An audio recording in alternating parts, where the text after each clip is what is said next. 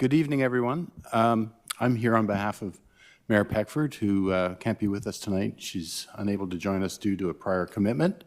We're going to begin tonight with Committee of Adjustment hearing. So I'm opening that meeting at 6:37. Sorry for the delay.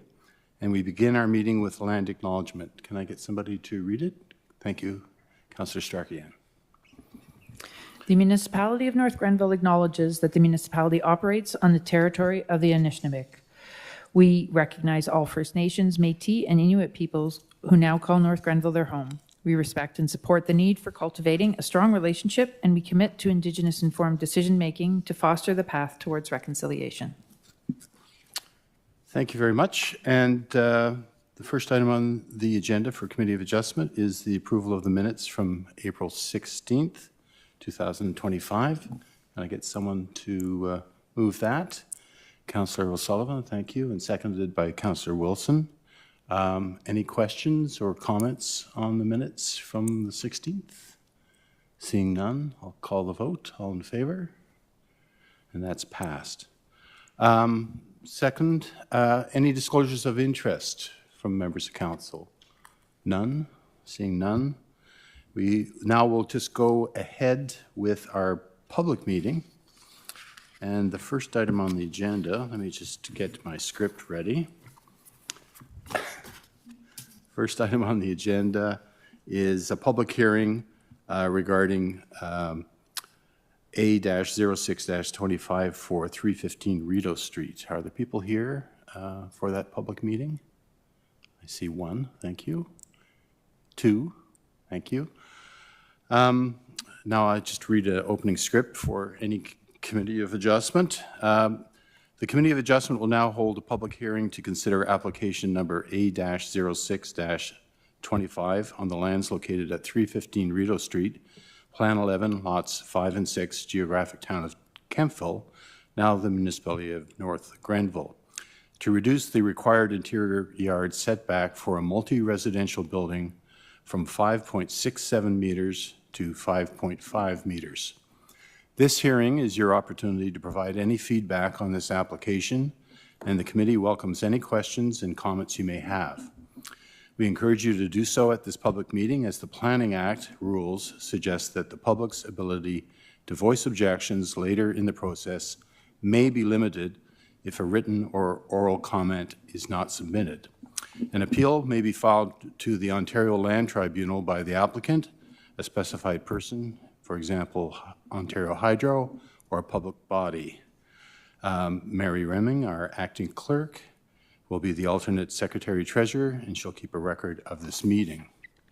Any persons who wish to receive notice of the committee's decision concerning the matter are asked to speak with Mary Reming, our alternate secretary-treasurer, following this hearing, or provide your contact information on the sign-in sheet at the entrance. I've already identified two individuals who are here for the public meeting. I'll now pass the meeting over to Amy Martin, Director of Planning and Development, who will give an update on the application for 315 Rideau Street. Ms. Martin. Perfect. Thank you, Deputy Mayor. If we just move to the next slide, please. So the municipality received an application for a minor variance for the property at 315 Rideau Street. Its zoning is residential fourth density, exception 21. It's designated a residential under our official plan. The area of the property is 973 square meters, and surrounding land uses include residential and commercial. Next slide. So the request before the committee this evening is to reduce the interior yard setback for the multi-residential building being constructed at 315 Rideau Street from 5.67 meters to 5.5 meters. Next slide. So the property has been consolidated. This is an older aerial photo. There was a single detached dwelling on the property, but it is now being constructed as a multi-residential building. Next slide. So when they went to resurvey the property, when the foundation was put in, it was discovered that the corner of the northeast of the building was did not meet the 5.67 meters as originally was zoned back when the zoning amendment came forward. It was noted that it was deficient at 5.58 meters. So a minor variance is required to reduce that setback to recognize the reality of the situation. I should note that the variance does not impede any of the parking or landscaped areas. It's a very minor variance given just the minor centimeters that it is off based on the original zoning amendment. Next slide, please. We are satisfied that the redevelopment of the property and the minor variance meets the various policy documents that we are beholden to. Next slide, please. We received no comments at the time of the report submission or before this evening's meeting. Next slide, please. So it is our recommendation at the staff level that the Committee of Adjustment grant relief for 315 Rideau Street to recognize the slightly reduced interior yard setback for the multi-residential building. Thank you. Great, thank you, Director Martin. The committee will now hear from the applicant, followed by members of the public who wish to speak either for or against the proposal. Following any comments from the public, the applicant will be offered an opportunity to respond to questions raised. All persons wishing to address the proposal will ask their questions through the chair, myself. Please be advised that verbal feedback received at the meeting forms part of the public record, and as such, we ask that you please state your name and address prior to addressing the committee with your feedback. Committee members may also wish to ask questions through the chair to those making presentations. So if the applicant is here and wishes to speak, I'd ask them to come down and identify themselves. No? Okay, fair enough, fair enough. Anyone wanting to speak against the application, if you want to come down and identify yourself? I don't see any raised hands, so we'll just move on. So let me read the resolution, get a mover and a seconder, and then if there's any questions, we can entertain those from members of council. So the motion is as follows: that the Committee of Adjustment grants relief for the property municipally known as 315 Rideau Street from section 16.4.1, bracket U, bracket A, bracket 3, to reduce the required interior yard setback for a multi-residential building from 5.67 meters to 5.5 meters. Because the request is minor, the intent of the comprehensive zoning bylaw and the official plan are being maintained, and the reduced interior yard setback is appropriate and desirable in the residential designation. So having read the motion, I'm looking for a mover. Councillor Stracher-Yan, seconded by Councillor O'Sullivan. Any discussion on this item or questions from members of council? No? So I'll call the question. All in favor? Approved. Great. Thank you. Okay, moved by... There we go. How do you like that? Okay. The second item on the agenda is Committee of Adjustment meeting for... The Committee of Adjustment will now hold a public hearing to consider application A-7-25 on the lands located at 309 Remillard Drive, Plan 15M42, Lot 71, Geographic Township of Oxford-on-Rideau, now the Municipality of North Granville, to reduce the retired exterior yard setback for a single detached dwelling from 3 meters to 2.77 meters. Once again, this hearing is your opportunity to provide any feedback on this application, and the committee welcomes any questions and comments you may have. We encourage you to do so at this public meeting, as the Planning Act rules suggest that the public's ability to voice objections later in the process may be limited if written or oral comment is not submitted. An appeal may be filed to the Ontario Land Tribunal by the applicant or a specified person, for example, Ontario Hydro, for a public body.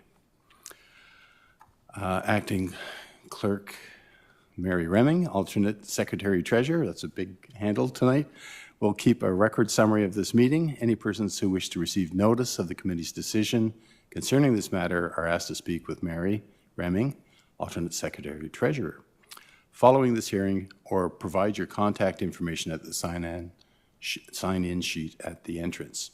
Are there people here for this public meeting? Okay. Thank you. I'll now pass the meeting over to Director Martin, Director of Planning and Development, who will give an update of the application for 309 Remillard Drive. Thank you, Deputy Mayor. If we move to the next slide. So the property is zoned residential first density, exception 37. It's designated residential under official plan, and the area of the property is 402 square meters.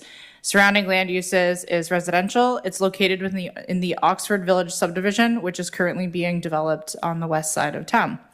Next slide, please. So the request before the committee is to reduce the exterior yard setback for a proposed single detached dwelling from 3 meters to 2.77 meters.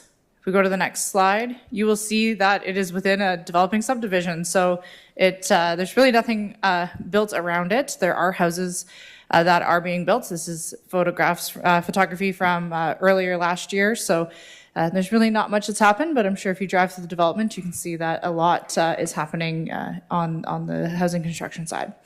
Next slide. So the proposed site plan for the property does show the deficient 2.77 meter setback for the exterior yard.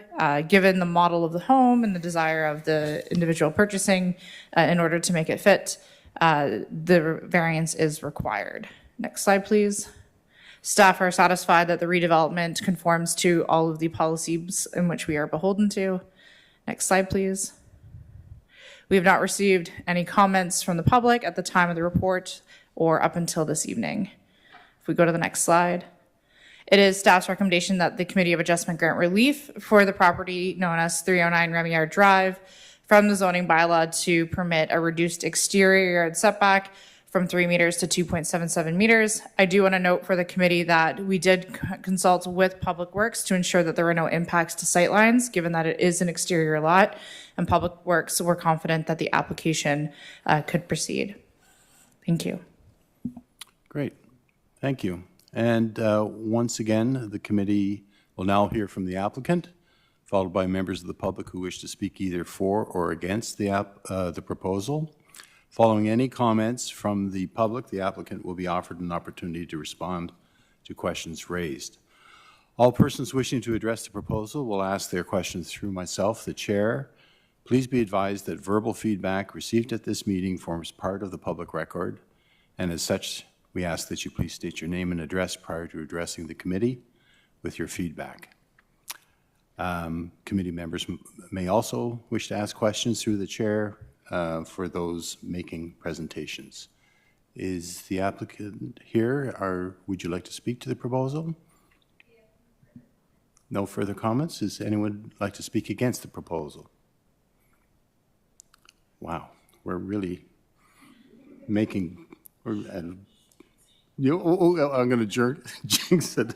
All right, well, I'm not that overly confident, but here we go. Okay, so I'll now read the resolution. Thank you, Mary. That the Committee of Adjustment grants relief for the property municipally known as 309 Remillard Drive from section 13.4.1, bracket 11, bracket I, to reduce the required exterior setback for a single detached dwelling from 3 meters to 2.77 meters. Because the request is minor, the intent of the comprehensive zoning bylaw and the official plan are being maintained, and the reduced exterior yard setback is appropriate and desirable in the residential designation. So I'll be looking for someone to move that. Thank you, Councillor O'Sullivan, and seconded by Councillor Wilson. So any discussion on that motion? Any questions? No? All right, I'll call the question. All in favor? Aye. Wow. Okay. Moving on, I guess we're looking to adjournment then of the meeting. So again, I will look for a mover and a seconder to be it resolved that the meeting of the Municipality of North Grenville Committee of Adjustment is to adjourn now at 651. I'll need someone to move that as well. Thank you, Councillor Strachan, and seconded by Councillor O'Sullivan. Thank you very much. And looking for to call the vote. All in favor? And it's passed. There we go. Great. So that's that. Turn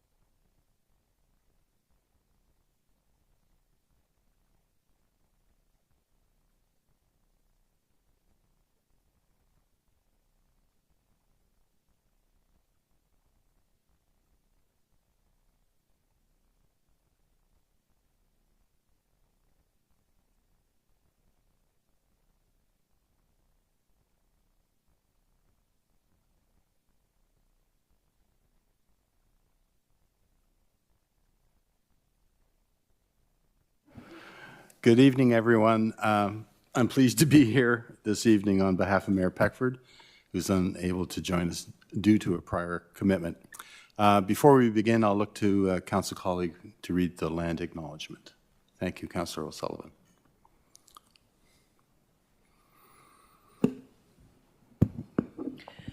The municipality of North Grenville acknowledges that the municipality operates on the territory of the Anishinaabe.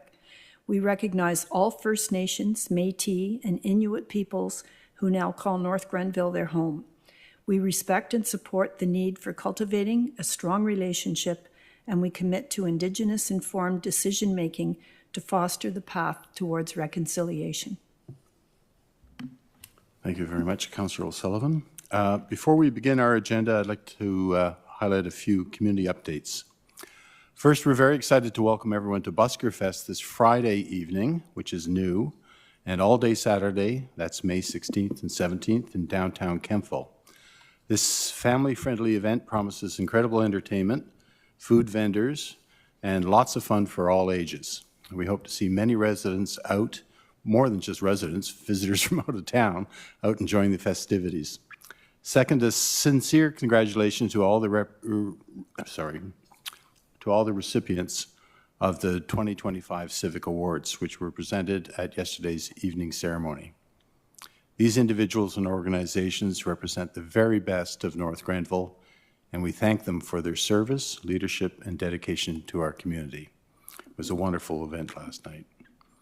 I will note that the municipal offices will be closed on Monday, May 19th for the Victoria Day holiday. Essential services will continue as usual, and offices will reopen on Tuesday, May 20th. Question for Director of Public Works: is garbage waste disposal postponed one day? Thank you for the question. Yes, it will be postponed one day. Yes. So all services other than waste removal will continue as usual, and the offices will reopen Tuesday, May 20th. And finally, we'd like to highlight the upcoming Beyond the Label conference on May 24th at the Municipal Centre. This is the second event. It's free, it's community-led, and it focuses on neurodiversity, accessibility, and inclusive design. It's open to educators, employers, neurodivergent individuals, and allies. The event features speakers, workshops, and practical tools to help create spaces where all minds thrive. Registration is available online. So let's move on to tonight's agenda. And the first item is the adoption of the agenda. Hopefully everybody's had a chance to take a look at the agenda, and the resolution would be as follows: that the agenda for the regular meeting of Council on May 14th, 2025 be adopted as presented. Be looking for someone to move that recommendation. Thank you, Councillor O'Sullivan, and seconded by Councillor Deb Wilson.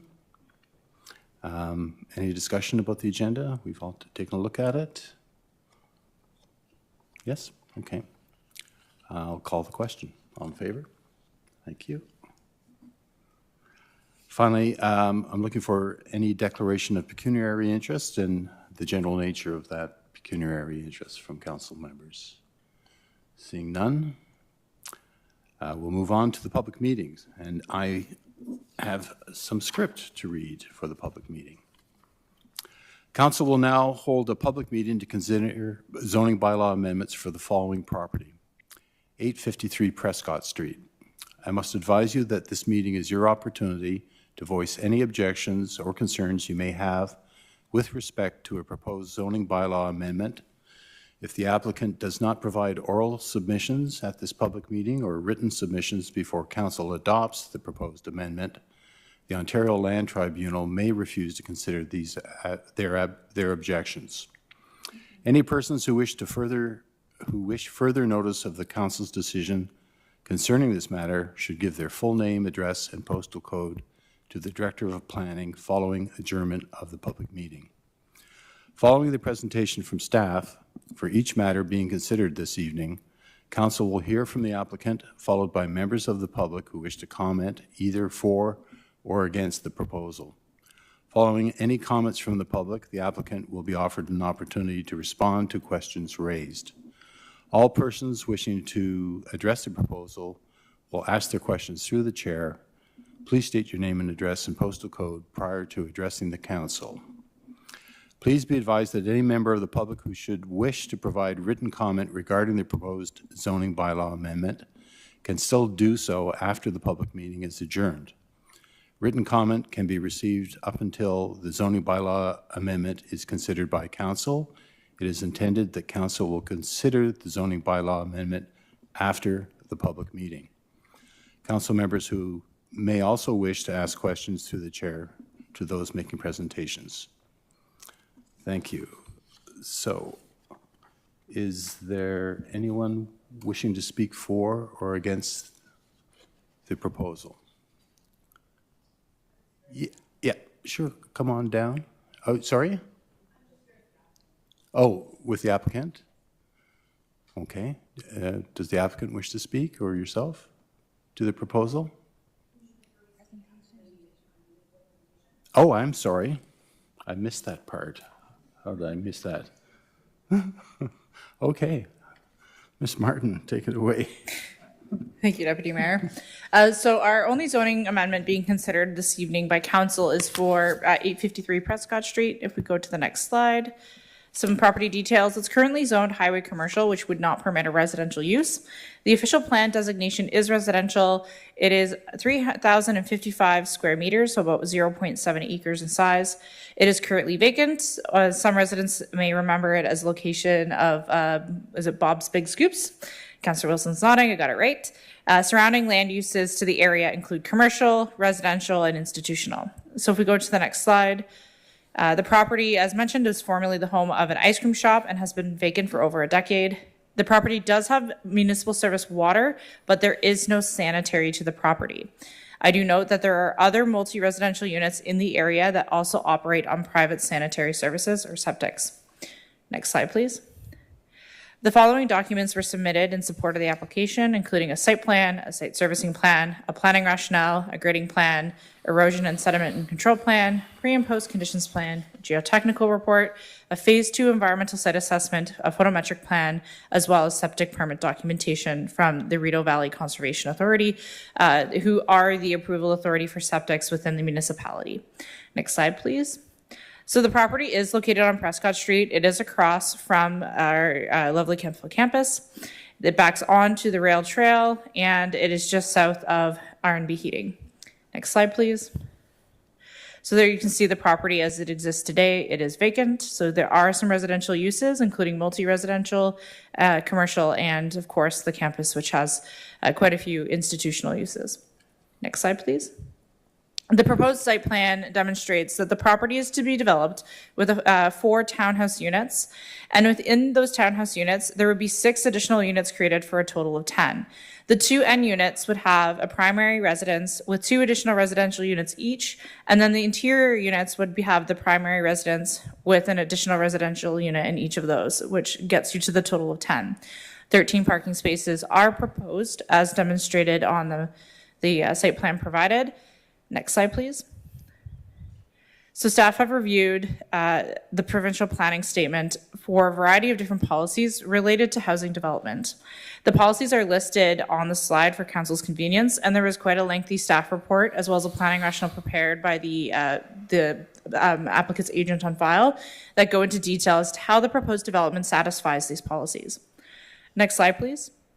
Similarly, we did review the United Counties official plan and found that the proposed use conforms to these policies of the United Counties plan. Next slide, please. And in consideration of our own official plan here in North Grenville, the municipality reviewed and has provided a thorough analysis as to how the proposed development meets the requirements of our official plan in regard to the policies as listed on this slide. Next slide, please. So the request has come in to rezone the property to a residential third density zone, which would permit the establishment of the 10 units. Some requirements cannot be met based on the proposed development and the zone standards, and it's detailed in the planning report as to the provisions that cannot be met, including the maximum lot frontage. It is an existing lot of record, and it cannot meet the required frontage for the 10 units, which is 65 meters. So they're requesting a minimum lot frontage to be recognized as what exists at 36.68 meters. The interior yard setback is being requested to be reduced from 6 meters to 3 meters on the north side. That allows for additional space on the south side for where the parking is located. And they're asking to slightly increase the maximum building height, which is currently set at 11 meters in the residential third density zone to 11.67 meters. So it's a difference of 67 centimeters essentially as to how much higher they'd be going than what is permitted in the current zoning. I do want to note that after reviewing the planning legislation, it was determined that a site plan control is not applicable as there are 10 and fewer units. So the holding provision originally recommended by staff is not valid and cannot be imposed for site plan control as there is no legislative requirement to do so.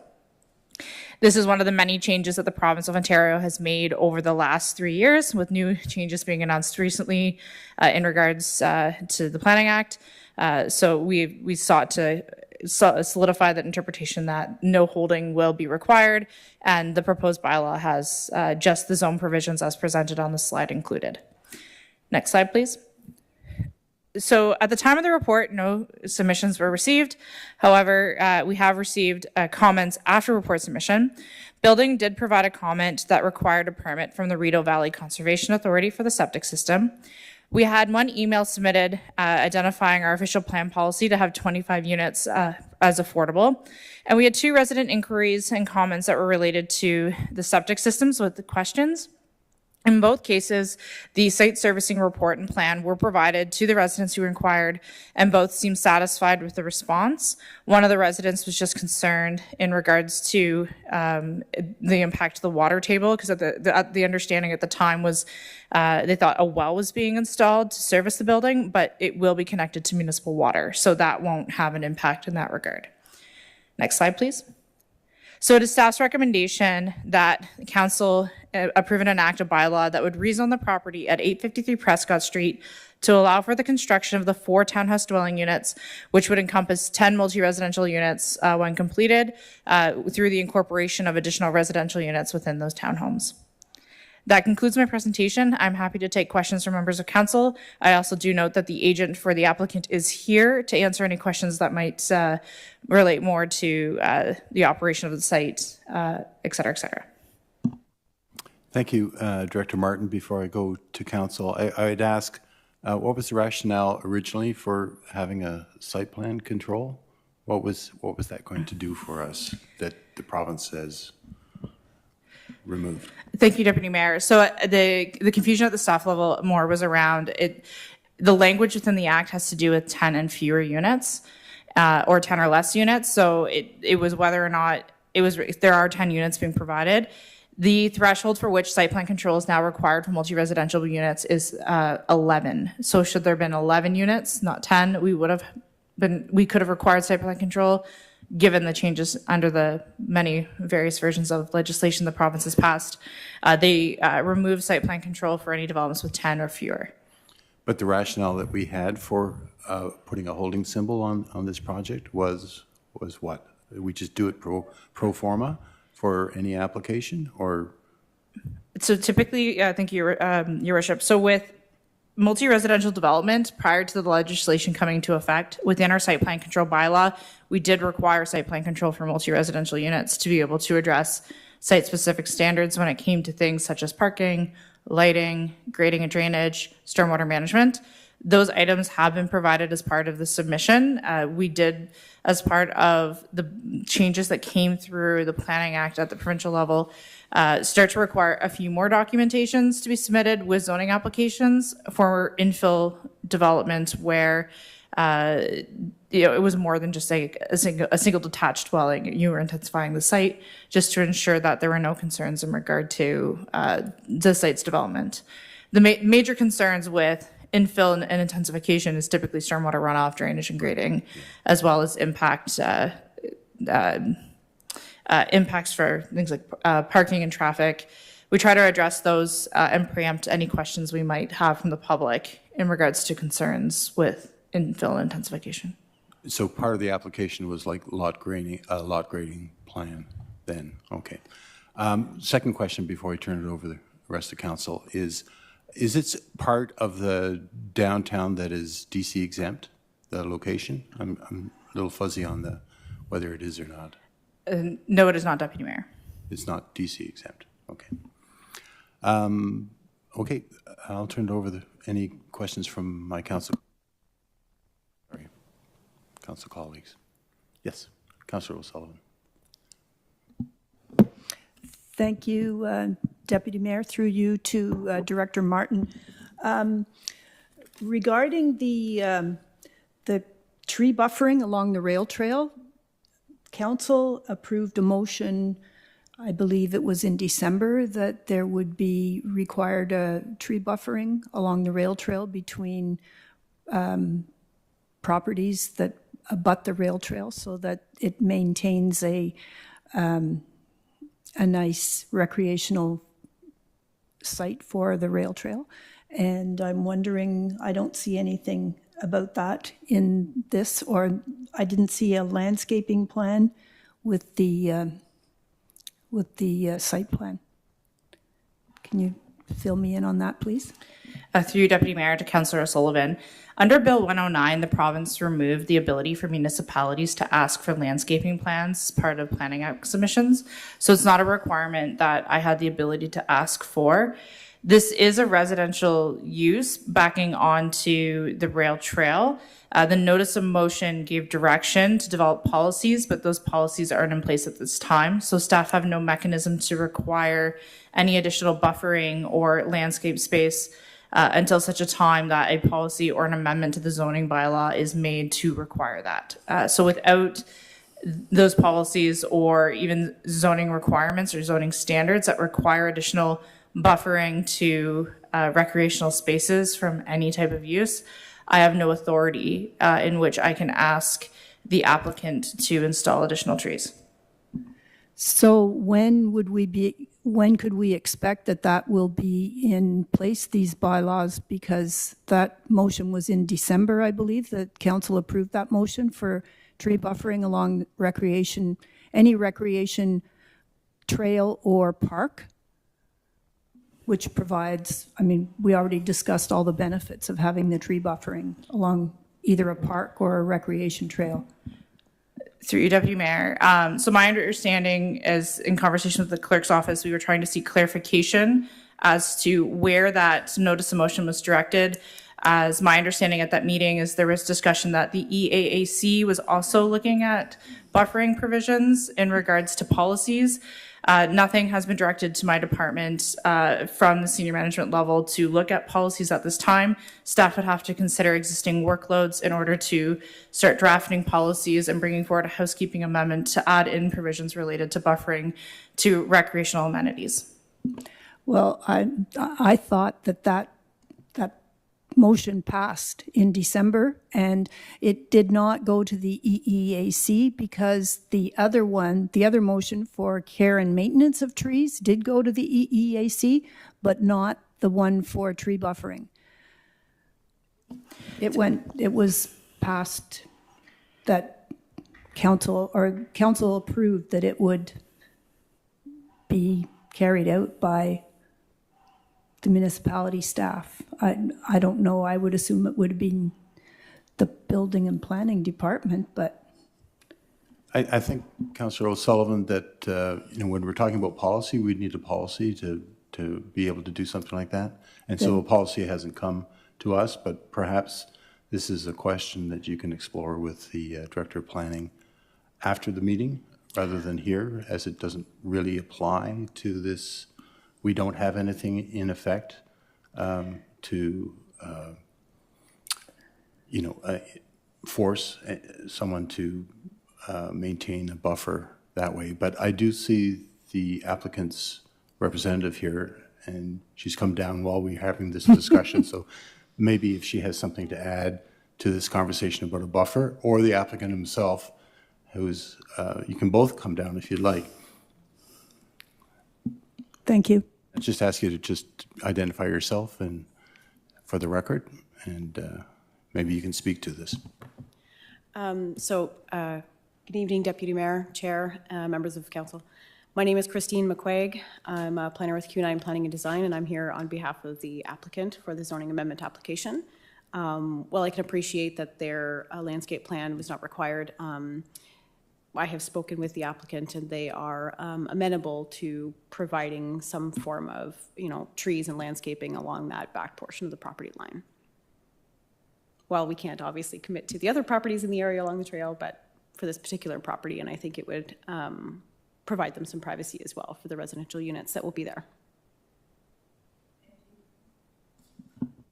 Happy to hear that. Thank you. Can you give me an idea how big the trees would be, or how many, what type, anything, any ideas? Through you, Mr. Chair, I don't believe we have those current details at this time, but I think the applicant is amenable to certainly landscaping that back portion of the property. Okay. Thank you. Great. Thank you very much. Since we have you here, are there any questions for either Director Martin or the applicant's representative? I'm looking at my council colleagues to the left or camera right. No?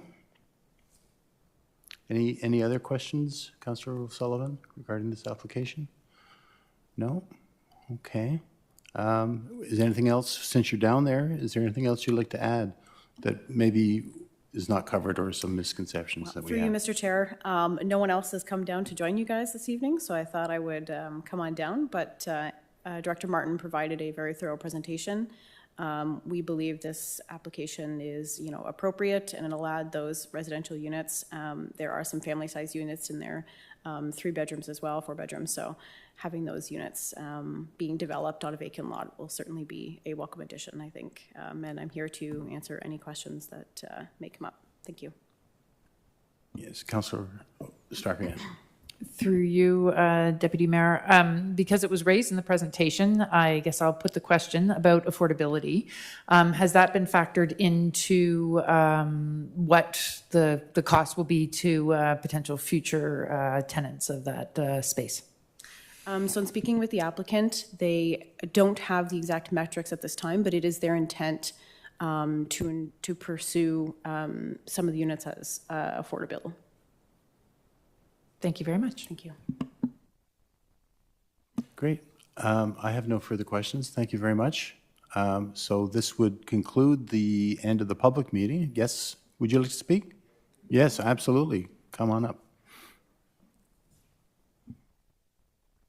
It's nice to see you again. There we go. It's Robert Bowden from 823 Prescott Street. Okay, I own a property a couple doors down from the area in question, and it also backs onto the rail trail area.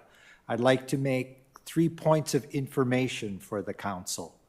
The first one regarding zoning. The change of this property from commercial to residential means that along that stretch on that side of the Prescott Street, there remains only one commercially zoned property left. All the rest of that side is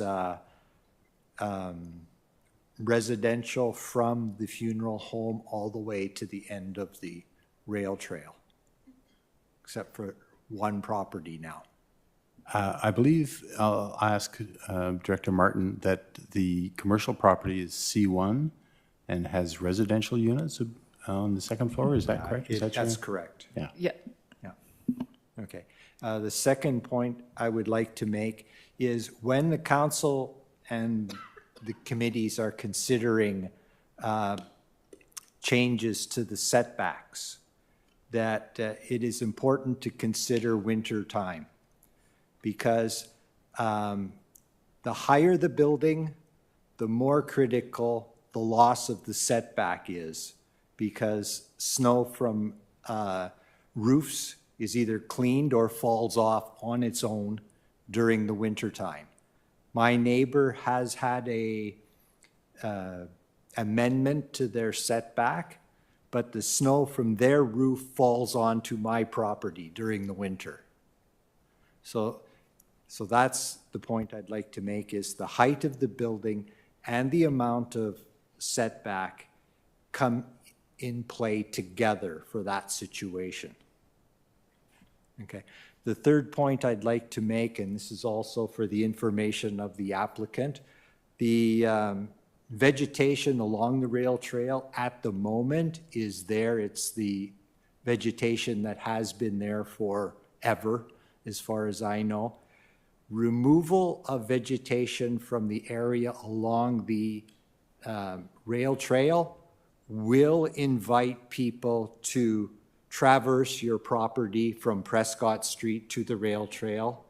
There is a designated right-of-way now, and we do have people that cross through there uninvited. So it's in the interest of the property owner to maintain that vegetation so that it cannot be traversed as a means to get from Prescott Street to the rail trail. So you can consider that when you're thinking about your landscape development plans for that sort of area, that you will get people crossing if it's accessible. Great. Thank you for your Well, no, time. thank you. I'm sure the applicant and the applicant's representative appreciates that input. I assume that you don't have a formal objection to No, this. I don't have an objection to the proposed residential structure. Okay. Well, I'll call the representative up, and maybe she can comment on those 3 points you made. I think the only one that concerns me is the height of the building. I don't know if that significantly spreads snowfall, onto somebody else's so- property or not. Yeah, the only other item to note for council is the intersection of Prescott and Concession is starting to get busy during morning rush hour. And the addition of 12 more residential units in that area is not going to help the situation. Yeah, increased population, increased traffic is happening all the time. Yes, and we feel it for sure. Thank you. Thank you very much, Mr. Bowden, for those comments. Ms. McQuaig, any of those comments cause any concern, or are you prepared to address any of those? Through you, Mr. Chair, yes, I can respond to the comments. So we did a thorough analysis of the appropriateness and desirability of the reduction in the side yard setback. We chose to reduce it on the side that was adjacent to the commercial property so that there was less impacts. And with regards to the height, the additional height is only 0.67 meters, so it's not considered a significant addition to the height that would negatively impact the side yard condition on that side. And then with regards to the comment about the increase in traffic, it is the 10 units, and a traffic report was provided as part of the zoning amendment submission that determined that it would not have a significant or negative impact on the surrounding traffic conditions. Great. Thank you. And Mr. Bowden's comment about the vegetation along the back, does that add weight to Councillor O'Sullivan's concerns, and are you prepared to really address it? Sorry, you're going to have to come up, because we have to capture this on the mic. And I'll ask you to come up after Ms. McQuaig's had a chance to address it. Through you, Mr. Chair, we acknowledge that there is existing landscaping in the area. It does seem to be a little bit thin in a portion of the rear of 853 Prescott. So I think there is the intent to improve the buffer to, as I said, provide a bit of privacy. And it's good to know, obviously, and be aware that there are some crossing over issues that the applicant should be aware of. So we appreciate those comments as well. Okay, great. Thank you. Mr. Bowden, did you have something else to add?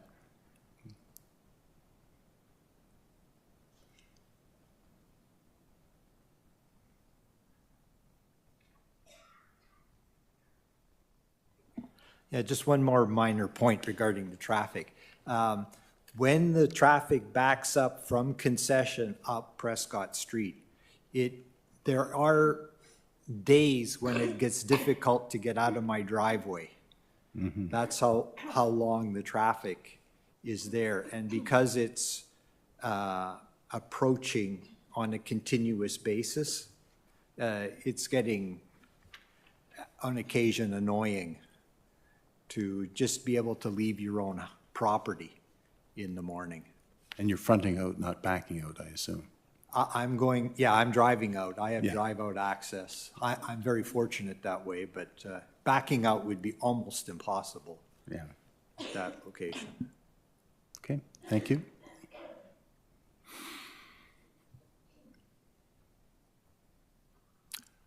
So if there's no one else who wants to come down and speak to the application, I will now close the public meeting. And I'll read the resolution. Thank you so much. Did I have it? Yes, I had it right here. Sorry. Oh, you've revised it. Oh, I see. Okay, yes, right. We've removed the holding symbol. Okay, the resolution is as follows: that council pass and enact bylaw 43-25 to rezone the lands at 853 Prescott Street from highway commercial C3 to residential third density, exception 29. In other words, R3-29. So do I have a mover for this? Oh, okay. Councillor Strakeryan and Councillor Wilson. Any questions before? None? Okay. Yes, go ahead. Yeah, sorry. I Go ahead. apologize because I saw this after you'd already moved on to the next part of this meeting. And I guess more so as a comment, and perhaps for Director Martin, as we're looking at these planning requests through you, Deputy Mayor, when I look at the plan right now for where the parking is and the entrance into it, it seems to be a single path that goes in, no turnaround area or anything like that.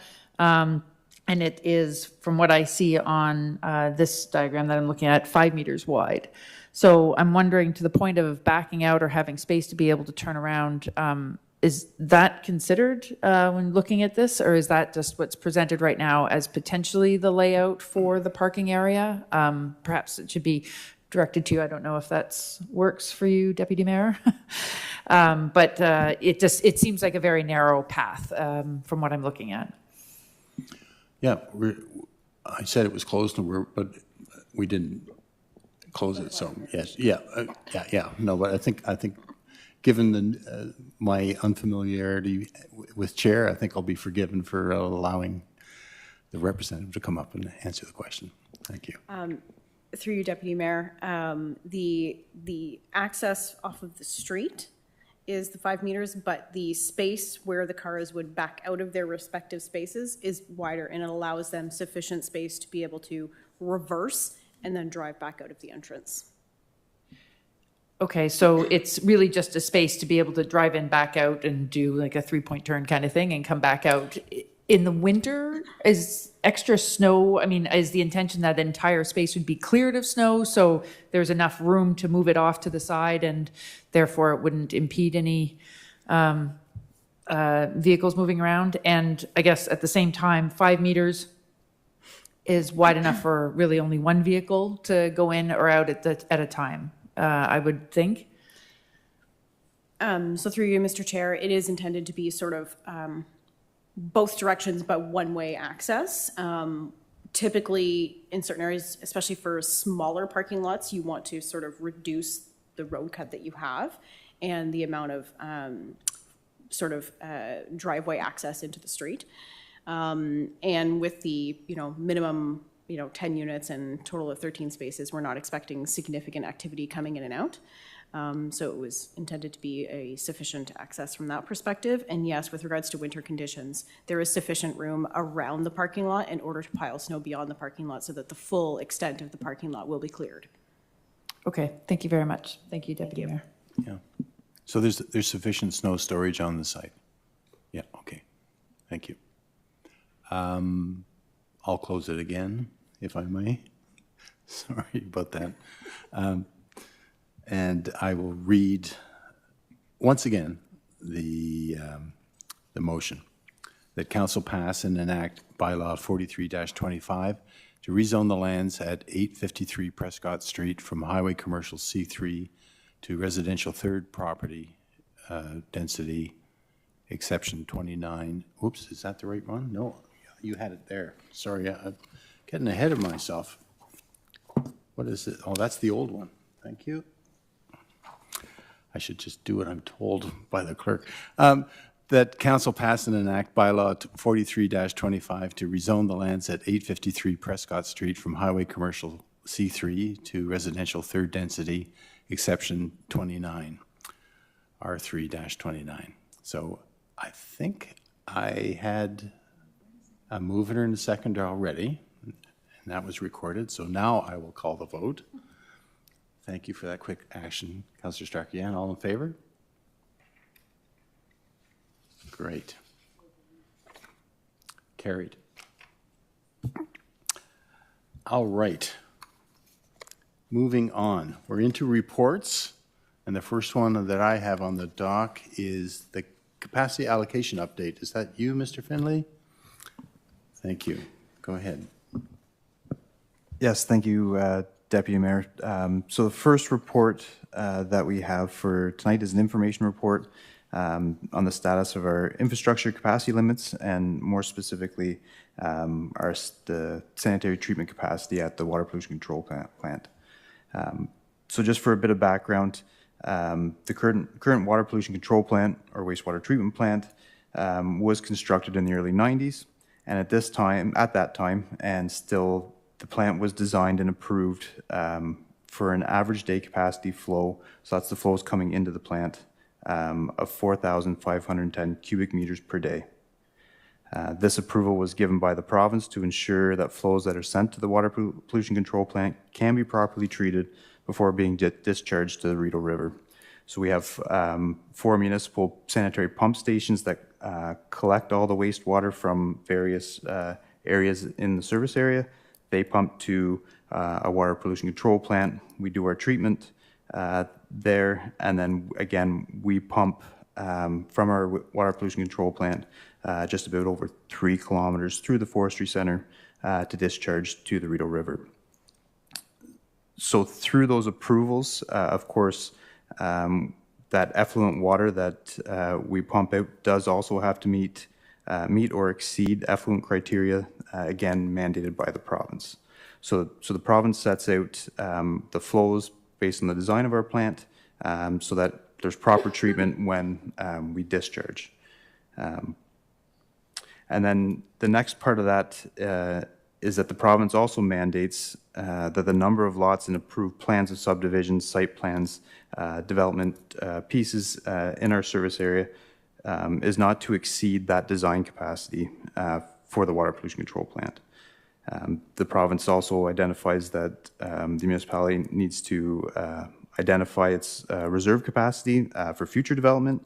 And again, the ministry sets out guidelines on how we determine what this uncommitted reserve capacity is. I do want to note that all these capacity limits are reviewed as part of our ongoing water and wastewater master plan. So it is something that is under review at the moment. But we wanted to bring this forward as our wastewater treatment capacity concerns were first brought forward to council back in 2020 when the service capacity allocation bylaw was adopted. This bylaw, the intent of the bylaw was for the municipality to manage its uncommitted reserve capacity for the wastewater treatment system, and the policy required that new development apply for capacity before planning approvals are granted.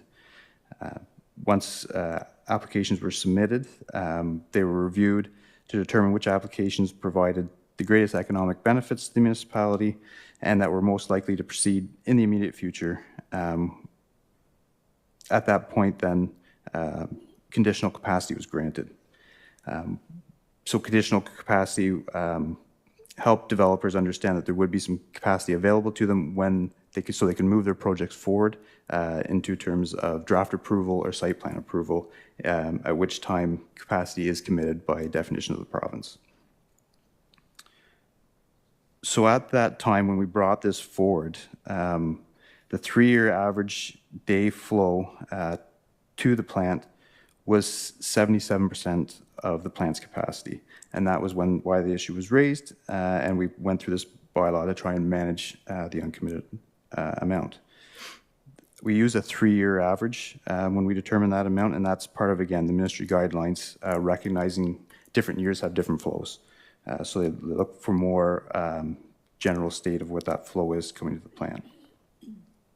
So that was back in 2020, and over the last few years, in addition to this capacity allocation bylaw, Council did approve a number of initiatives to help address our capacity constraints.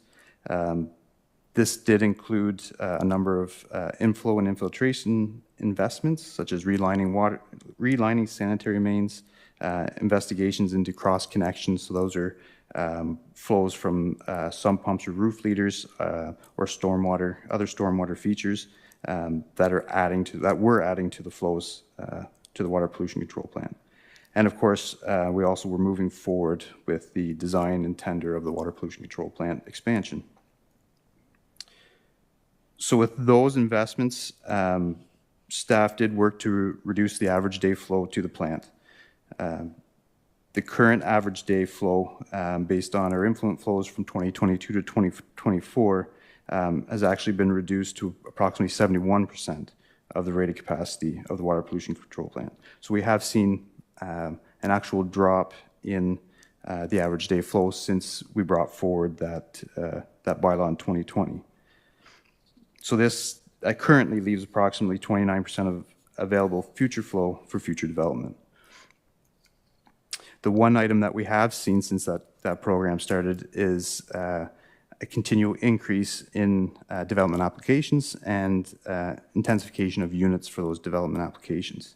So from that, since the start of that program until the first quarter of this year in 2025, there has been an additional 28% of the plant's capacity either conditionally committed or fully committed based on different residential and commercial developments at various stages of their development. So there's been a number of increases, development proposals come through. And of course, we did in 2024 move forward with construction of the water pollution control plant expansion. However, that is still under construction. So, like we mentioned, with 71% of average day flow coming to the plant, another 28% either conditionally or fully committed to developments, and the plant not being completed yet, we are looking at different measures or ways to manage capacity for development within the service area to meet provincial requirements and continue development. So we're trying to look at different ways how we continue to develop while staying within our rated capacities of our treatment plant. I do note, like I mentioned, the water pollution control plant did start construction in 2024. It is a multi-phased project. We do anticipate that the first phase will be substantially complete in 2026, and of course we'll look to move forward with the second phase shortly after that. So part of the options as identified in the report that staff may look at recommending as we look to manage this manage development as we move forward is adoption of an interim control bylaw. So what this will do will help staff time to review our policies regarding infrastructure and how we manage our capacity, and we'll also take into account to suspend certain types of development. This interim control bylaw process has been used in a number of communities that have faced capacity concerns all throughout the province. It does include Collingwood, who implemented an interim control bylaw in 2021, and Prince Edward County also enacted an interim control bylaw in 2024. Capacity allocation bylaws, like the one Council passed in 2020, have also been coming into place in a number of communities, even communities a little bit closer to us, North Dundas and Mississippi Mills, have been communities reviewing capacity allocation bylaws. So we just note that this isn't just a North Grenville specific strain. It is a strain for smaller communities, smaller growing communities, and trying to meet their ability to meet development demands with the infrastructure that we have. So for communications regarding this, after this report, staff do look to follow up with the development community, keep them informed of where we are in terms of capacity and capacity allocation. We did do this a number of working sessions when we implemented the capacity allocation bylaw. And of course, we will look to have a comprehensive communications plan for the general public so that they are also informed as we move forward.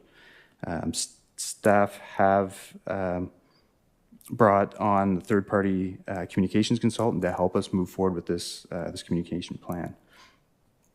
So that is the updates that I do have for council on this report, but I'm happy to answer any questions. Thank you, Director Finley. I do note that the report has your name on it. I just assumed that Director Finley would be delivering it. I apologize if I've skipped over you, Ms. Martin, but if there's anything you want to add to what Mr. Finley has, laid out before us, maybe it's a typo, I'm not sure. No, through you, Deputy Mayor, I have to give credit to Director Martin, who wrote the report to help us get this on in front of council. So she did the heavy lifting in terms of putting this report together. So I do thank her for that. I love to see teamwork. It's great. That's the only way we're getting through this, rate of growth with staffing concerns in terms of the number of staff that we have to handle the growth. And speaking of growth, I mean, it's all about managing growth. So I want to applaud the work that the Public Works Department has done in terms of managing what is a complicated situation where we have to balance the pressure to build against the pressure to support that building through infrastructure. I note that what we're talking about, or what you've described, is the rated capacity, and that's a complicated formula, at least from my layman's observation of all sorts of calculation where 71% is, or 77%, as you mentioned, is the max under the guidelines that the province lays out. The other thing I want to highlight is that what we're looking at is a consideration of an interim control bylaw. So your report is for information, but it's good to know that you're reaching out to developers to try and communicate what's going on as the new water pollution control plant comes online. Are there any questions? Yes, Councillor Strachian. Thank you. Through Deputy Mayor to Director Finley. I just want to make sure that I understand what the numbers are that you presented. So the average daily flow capacity is 4,510 cubic meters per day. 2022 to 24 showed an average rate of 3,218. And since then, we have an additional 1,271 cubic meters per day that has been committed. Is that correct? Are those all numbers that are in line with each other? They're all referring to the same measurements. Is that correct? Thank you, and through you, Deputy Mayor, that is correct. What I will note is that the additional amount is of the 1,000, I don't have the number right in front of me, I apologize, is for developments that are in process, either in process or complete or in their current conditional capacity stage. So if I add those numbers up together, we have 1% that has not been committed yet, because there was 29% remaining, and now we've said 28% has been taken up? Correct. So how soon do we need an interim control bylaw? Because that sounds to me like we're at our limit right now. Thank you for the question, and through you, Deputy Mayor. Yes, in very short order. The intent would be, after this was brought forward to council, within the next few weeks, we would be speaking to the development community, and probably by the end of June coming back with that interim control bylaw for council's consideration. Okay, thank you very much. One thing that I've learned recently is that the difference between the capacity that we allocate to a development, that figure compared to what is actually used, it takes a year to average out what the actual, how much capacity is being used. So there's a difference between what we allocate, which is probably a very conservative, generous number, to what actually is being used. So on an annual basis, we're updating those figures.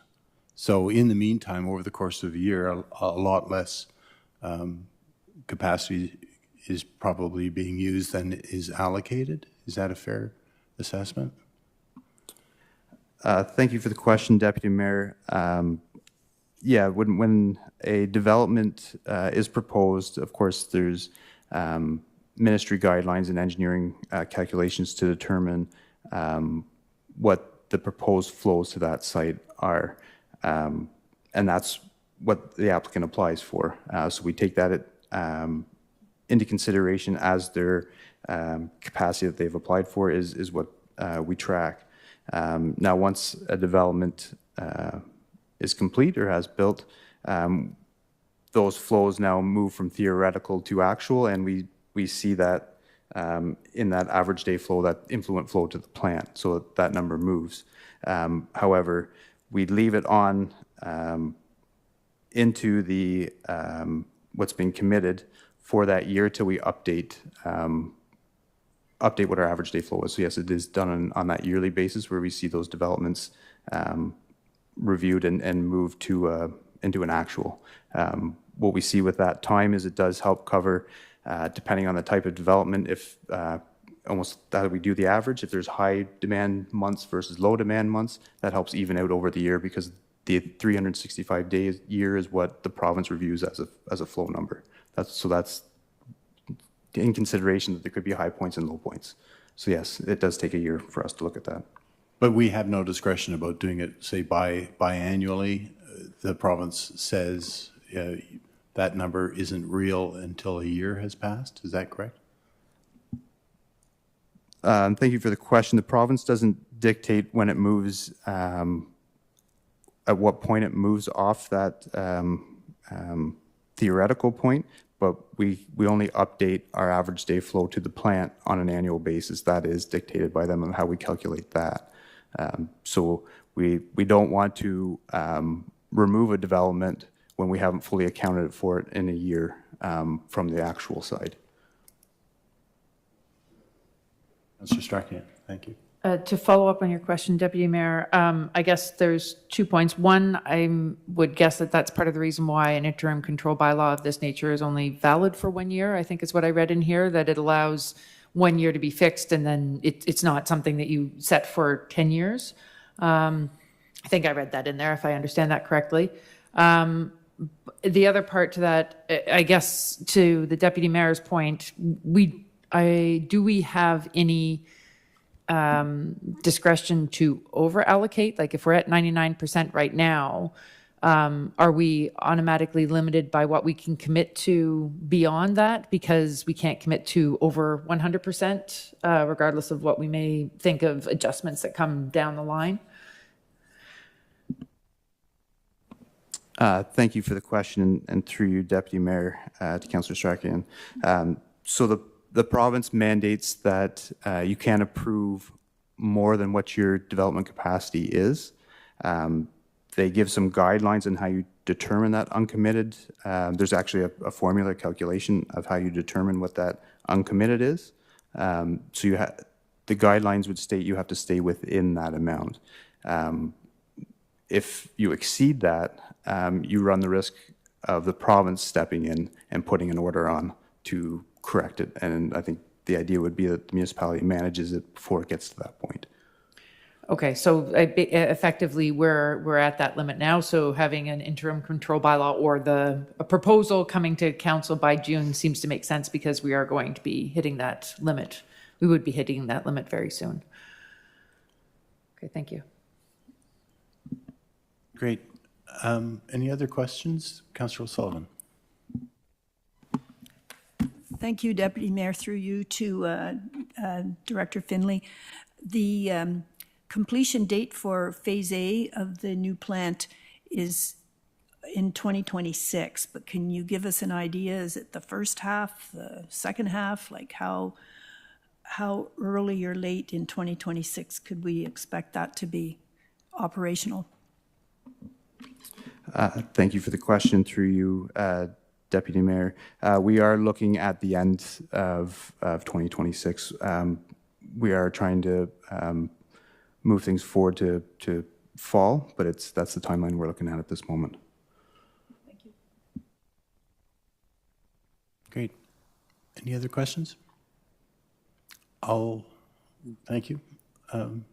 Yes, did you want to say something? Yes, thank you, Deputy Mayor. I did want to note, just to clarify that although we've had discussion that we're at that 99%, like we mentioned, there is that 28% that is still ongoing.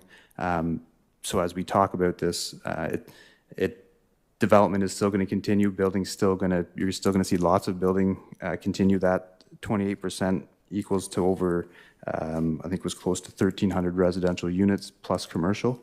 So there is still lots of activity taking place as we move forward with this process. Yes. There's all kinds of checks and balances along the way to avoid the ministry stepping in and wielding a heavy stick. And we're quite a ways away from seeing that happen, given all the things that we have in place, all the ways that we're trying to squeeze more capacity out, and hopefully in a discussion with the developers, they can pace their development according to the capacity that's available to them. If there aren't any other questions, I will read the resolution. And that Council receives the report titled Capacity Allocation Council Update for information purposes. So I'd be looking for a mover and a seconder. Moved by Councillor Wilson, seconded by Councillor O'Sullivan. Thank you very much. I'll call the question. All in favor? That's passed. Thank you.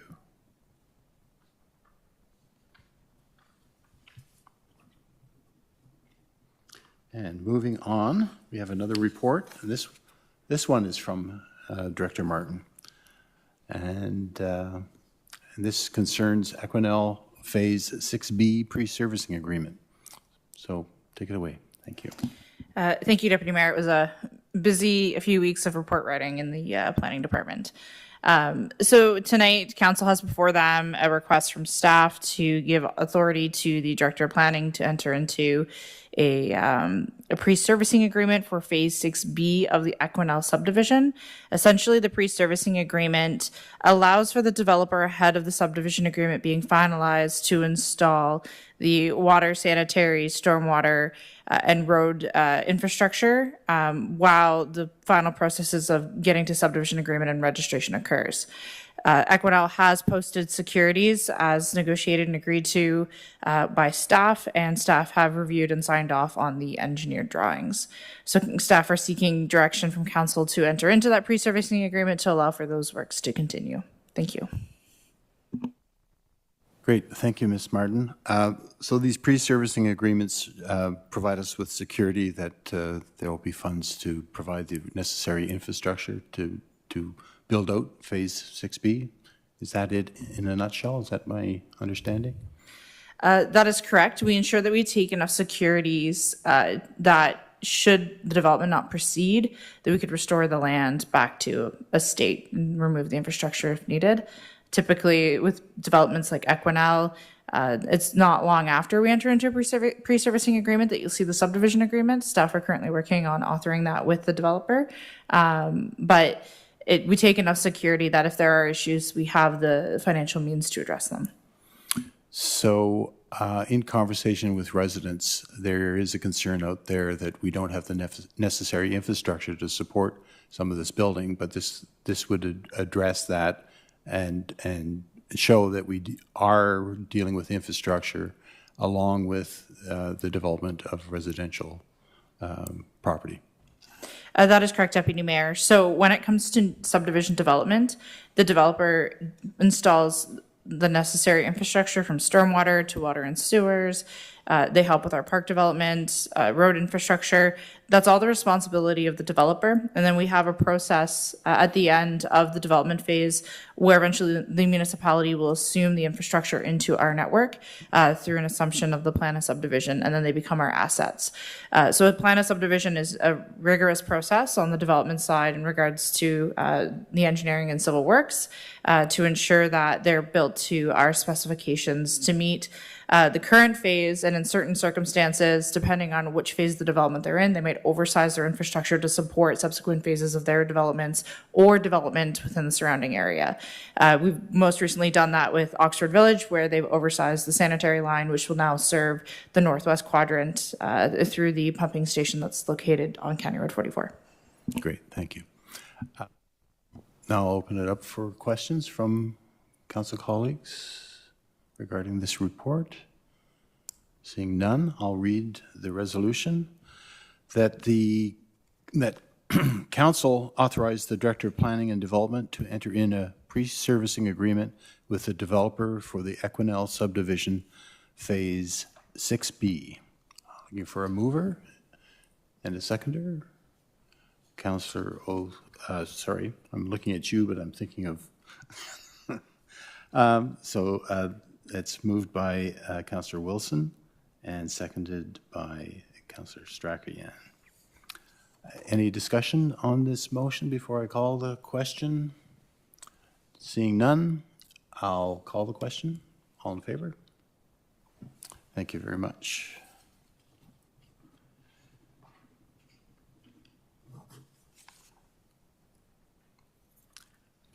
You've been very busy writing reports, Ms. Martin. I mean, we're plowing through it at a breakneck speed, so I hope you don't take that as disrespect for all that hard work. So the next one coming up is regarding the award of an RFP for the official plan update, which is very exciting. So go ahead with that report, please. Thank you, Deputy Mayor. So the municipality issued a request for proposal to update our official plan and set out a number of criteria that we were looking for as part of that, including a comprehensive consultation strategy as we go through the process. We received 7 bids. All were scored technically enough to have their financial component considered. And based on the scoring, staff are recommending to council that we award the contract for our official plan update to Dillon Consulting in the amount of $110,591.25. Thank you. Great, thank you very much. Questions from Councillor Strachan? Thank you. Through Deputy Mayor to Director Martin.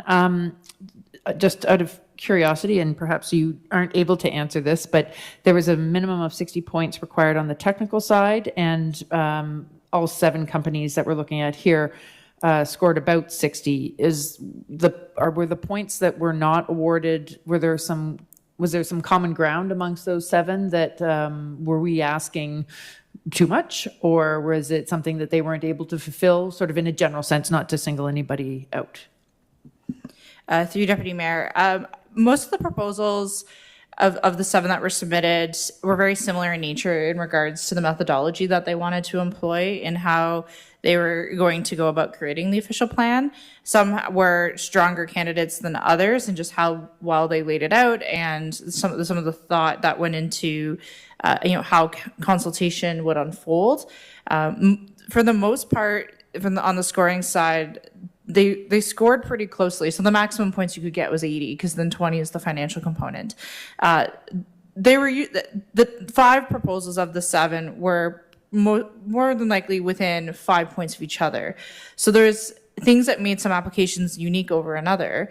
But they were all fantastic proposals, which as planners, it's really exciting when you get great proposals that come across your desk to be able to review and confidently say that regardless of the financial component, any of these firms would be fantastic to work with.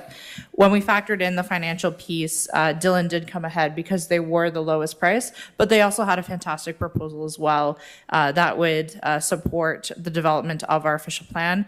They also did the What We Heard report, report, which I think also brings some value in that they did some of that pre-consultation work for us, which I think when reviewing their RFP really stood out because they had that much more of an understanding of the community and council's values as well. And that's something that, when we're looking at it from the staff lens, we also take into consideration, the value that this council puts on community consultation.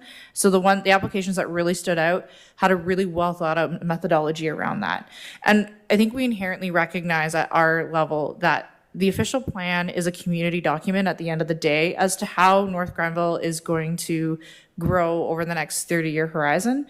And we feel that Dylan did a fantastic job of being able to represent how they would address that through their process. Yes, and part of the process is document review, so certainly they'll be looking at the strat plan that also had heavy community consultation, as I'm sure all of council is aware. Timelines, when do you expect to see the first draft of the OP? Thank you, Deputy Mayor.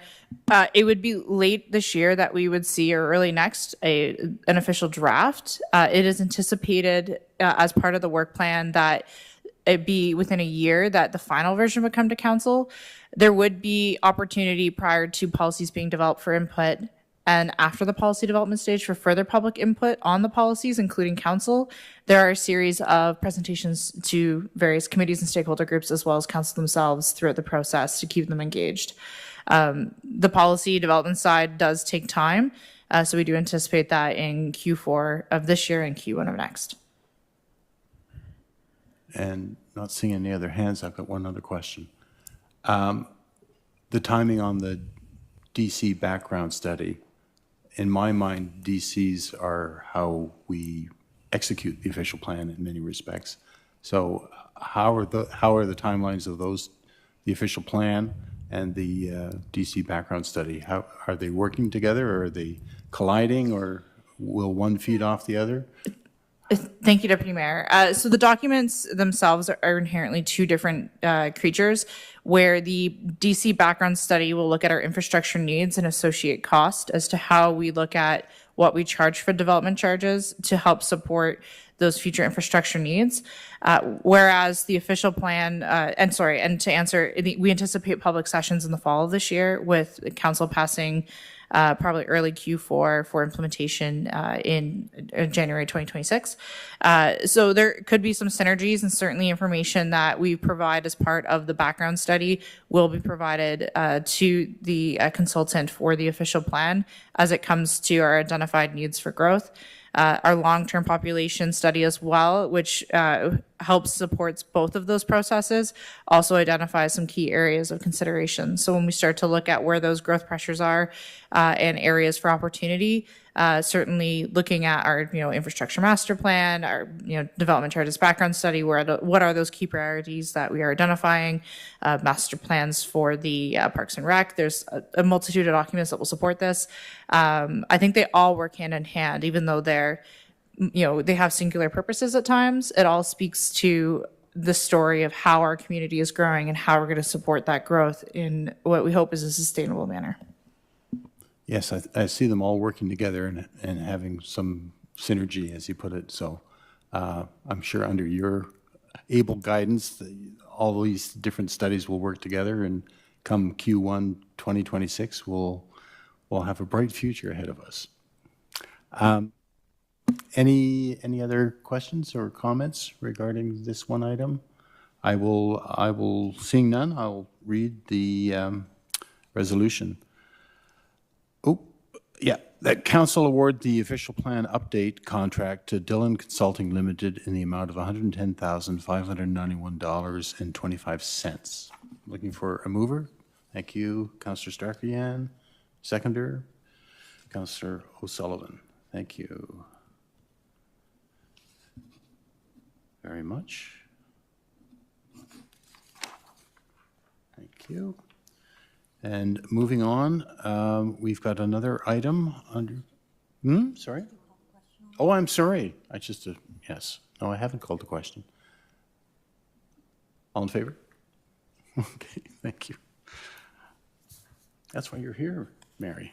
Right, yeah, keep me on track, and you're doing a great job. The next item on our agenda is a recommendation concerning the Tourism Community Improvement Plan. And maybe I'll read it so that we can begin the discussion and get it on the, well, I'll look for a mover and a seconder, and we'll get it on the table, and then we, oh, sorry. Amy, I'm sorry, could you present the report? I've just assumed everyone's read it already, and, anyways, go ahead, Director Martin, I apologize. I've done that twice now tonight. Thank you, Deputy Mayor. So staff had just brought a report seeking direction from council as to the desire to establish a tourism community improvement plan.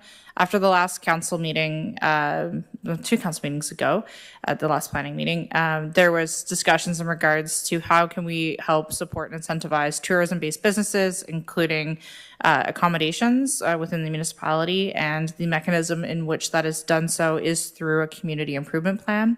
I do note that our tourism strategy identifies and recommends that the municipality implements a tourism community improvement plan to support many of the initiatives that were identified within the strategy.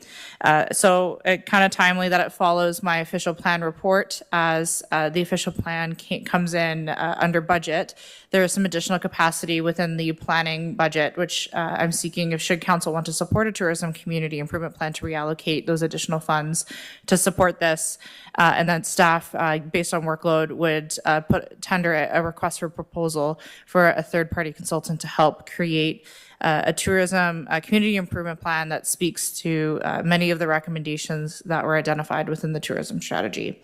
The planning department would support the CIP process should council be the will of council to implement one with economic development and tourism. It would be a partnership between the two, and we would look for any implementation based on timing would probably happen in January of next year. Okay, thank you very much. Questions from council? Any questions? I'm sorry. Yes, Councillor O'Sullivan, you're very lonely over there. Thank you, Deputy Mayor.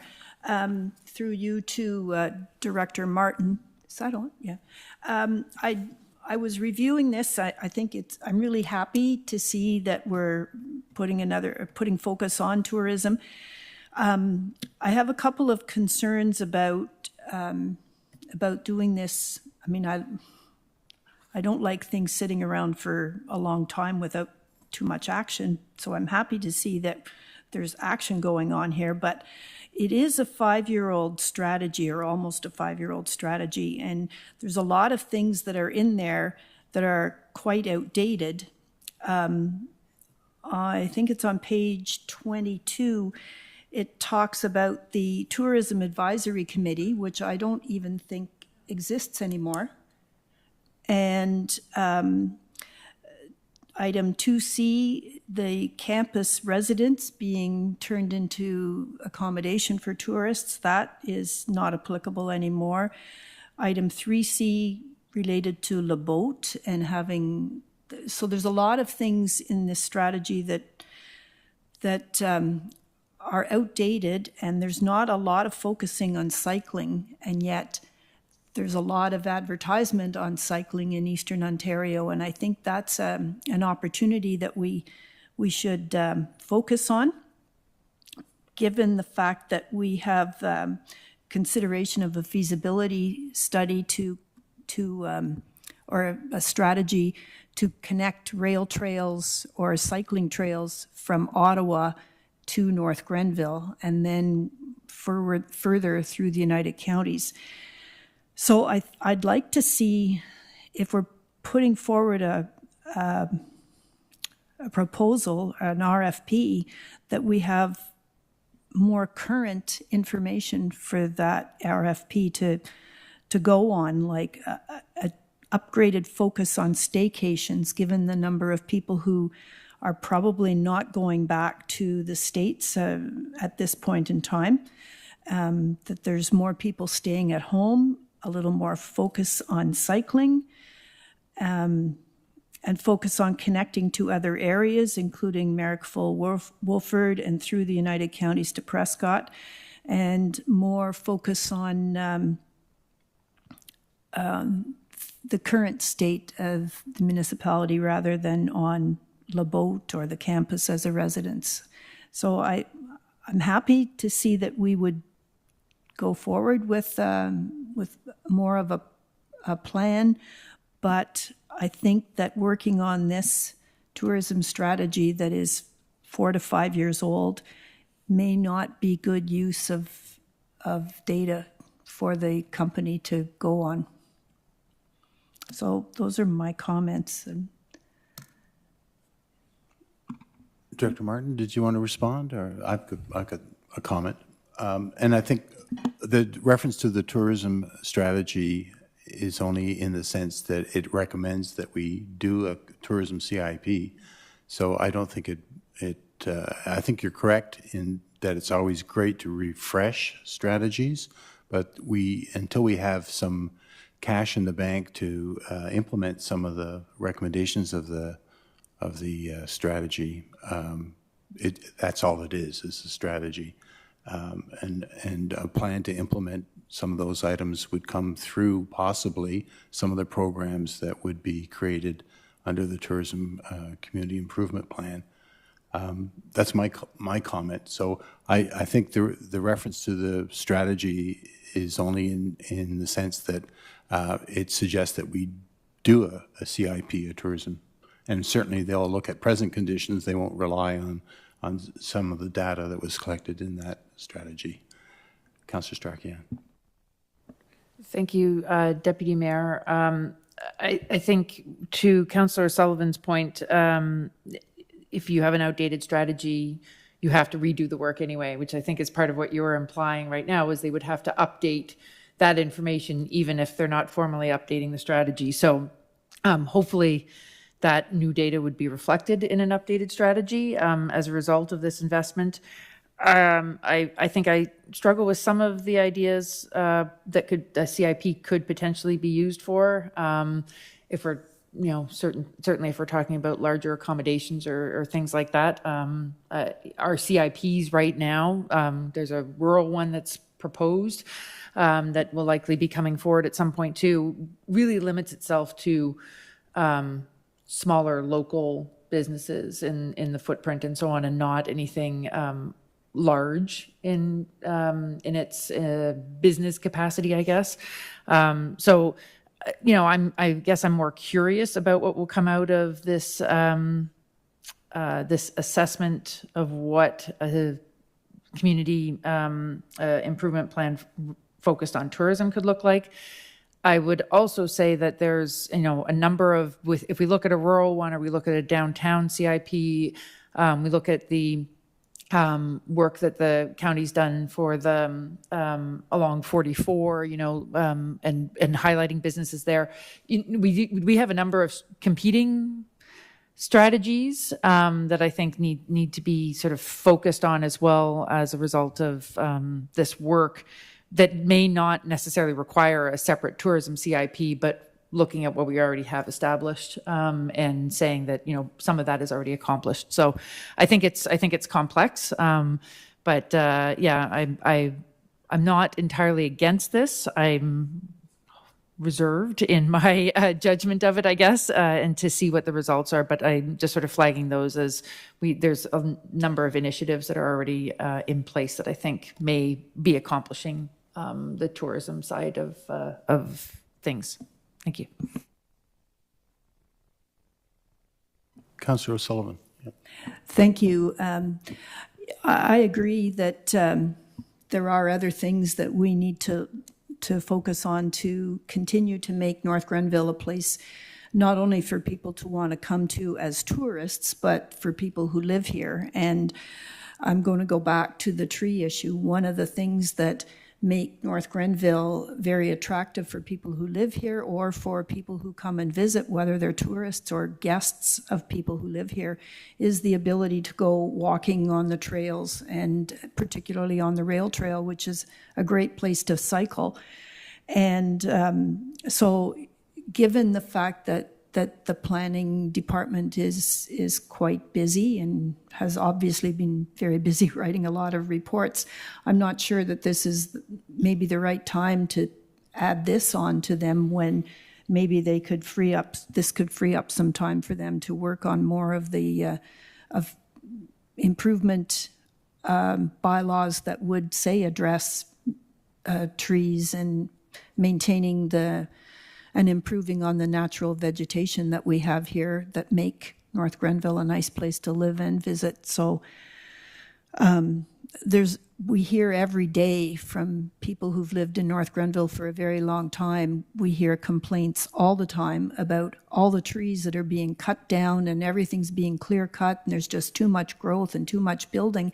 And I think we're hoping that we will have a tree canopy or tree preservation policy sometime in the foreseeable future.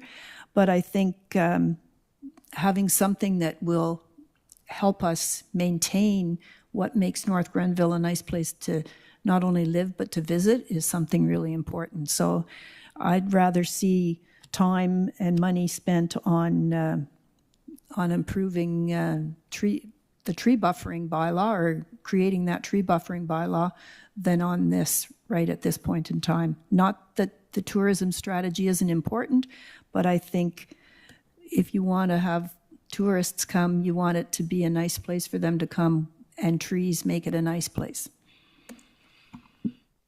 I don't personally see any contradiction between a tourism strategy that might include something related to the beautification and could include some programs that would incentivize local business to get involved in doing some arborist work. But again, we're talking about we'll wait and see what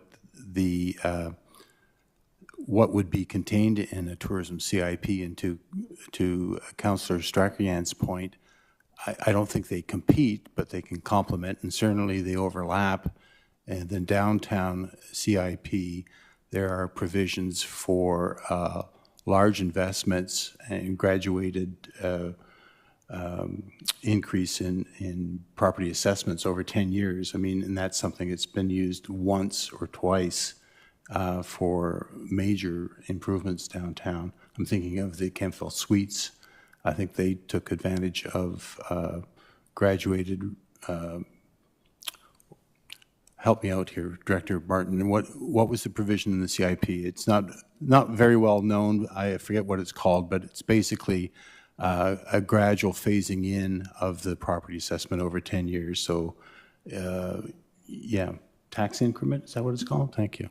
So these are CIPs are a bundle of different programs, and it could be quite varied and quite inventive of what's suggested. It would be good, I think, to see the draft plan and then make comments on that at that time with our knowledge of what's being proposed for a rural CIP and the knowledge that we have about the downtown CIP that's been renewed 2 or 3 times. I think this council would have a lot of input once that plan is I'm sure there'll be some consultation involved, and certainly we can all speak to the consultant. And to Councillor O'Sullivan's comment about staff time, we are looking to put out an RFP and award a contract. So, this won't take any of staff's time, and they'll be busy with everything else they've got on their plate in the meantime. So that's my comment on that. Yeah, and we've got another question from Councillor Strachan. Go ahead. No, simply a statement, Deputy Mayor. I would say, given that I think there's potential here to look into this a little bit more, tourism in general, and come up with an updated vision and input from our previous tourism strategy, and that this isn't new money; it's a reallocation of funds that are already identified within the 2025 budget. I am prepared to move this as it stands right now. Any other questions? No? Would it be possible, Director Martin, before the RFP goes out, to have the draft scope of work brought to CDAC? Would that slow down the process? I think CDAC meets in June. Is it possible to circulate the scope of work to them to get comments? Thank you, Deputy Mayor. Yes, we can circulate the scope of work to CDAC should that be the will of council. How do my council colleagues feel about that? And does it require a resolution? No? Okay. Go ahead. Thank you, through Deputy Mayor.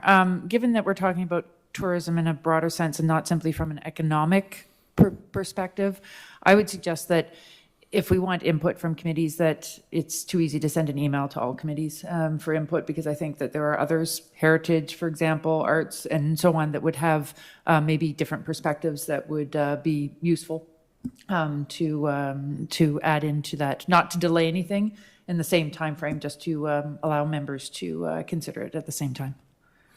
Yeah, point taken. Point taken. Usually a CIP has financial incentives and it's geared towards businesses that might support tourism, like kayak rental, that kind of thing. But yeah, certainly anything that makes North Grenville a great place to live makes it a great place to visit. And so, you know, all our advisory committees in one way or another contribute to, you know, the quality of life here. And I think that's why people might want to come here. So would that be possible, Director Martin, to circulate once there is a draft scope of work to some of the committees that we identify, like Heritage, Arts, Culture, and CDAC? Certainly, Deputy Mayor, if that is council's direction, staff can circulate that to the different committees. And I recognize Councillor Stracher-Yan, who might want to add a few more committees. Yes, through you, Deputy Mayor, I would say I don't think we need to limit it. I don't think we need to name them right now. Perhaps just sending it to all chairs of the committees as we have them right now, because they will each have something to offer in the conversation. And again, if everybody gets it at the same time, it shouldn't delay the process. There could be would think a relatively quick turnaround on any input that they may have. Okay, so that's just asking for comments. It's not something that needs to be put on an agenda necessarily for discussion and yeah, okay, great. I think that's fine. Great. Thank you very much. Any other suggestions or comments? No, seeing none, this time I will read the resolution and I will ask for a mover and a seconder, and I will ask for whether the vote is carried or not. That council reallocates $80,000 from the planning department's reports and studies budget for the purpose of a tourism community improvement plan, and that council directs staff to undertake the development of a tourism community improvement plan as identified by the tourism strategy. So I'm looking for a mover. Thank you, Councillor Stracher-Yan. And a seconder. Thank you, Councillor Wilson. Great.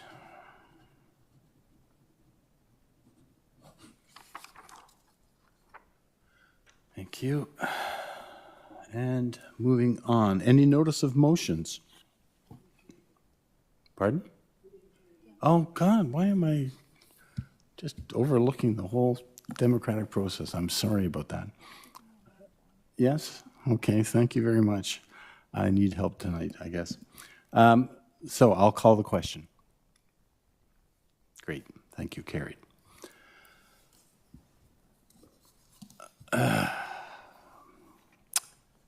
Any motions or notice of motions? A period of questions from the media or the public? Did we get anything by email? No? Miscellaneous or unfinished business? Oh, yes, Councillor O'Sullivan. Thank you, Deputy Mayor. If I may, I would just like to acknowledge that this is National Nurses Week, May the 12th to the 18th, and actually May the 12th would have been Florence Nightingale's 205th birthday. The theme for this National Nurses Week in Canada is the power of nurses to transform healthcare. And I would like to acknowledge the nurses who work in North Grenville and wish them all a very happy Nurses Week, and acknowledge our appreciation for everything they do, in particular the nurses at the Lanark Leeds Grenville Health Unit, at the Kemptville District Hospital, the RNs who work on the mobile crisis unit and ride with the OPP, and all clinic nurses who work in North Grenville. So I'd like to acknowledge them and thank them for everything they do. Thank you. Thank you, Councillor O'Sullivan. I certainly concur with those sentiments. Thank you for making that acknowledgement, and I'm sure the rest of council agrees with the appreciation for all the work that nurses, nurse practitioners do. So thank you very much. That's a new item on our agenda, isn't it, Ms. Remming? Miscellaneous and unfinished business? Is this? Yeah, great. So there are no questions from the media and the public. I'll be reading a confirmation bylaw and looking for a mover and seconder, and I might just call the question this time too. That bylaw 44-25 to confirm the proceedings of council at its regular meeting held on May 14th be adopted and passed. Looking for a mover and a seconder. Thank you, Councillor Strakoyan and O'Sullivan. And I'll call the question. All in favor? Great. I guess I was too busy signing these things to call the question in the past, so I've got to get my rhythm, slow down my rhythm here. And finally, be it resolved that this regular meeting of council adjourn at 8:28. There's no discussion on that, but I do need a mover and a seconder. Thank you, Councillor Wilson. And sorry, I didn't see a hand. Okay, Councillor O'Sullivan. And all in favor? Great. That's when I sign, after. Thank you very much, everybody, for your patience in having me as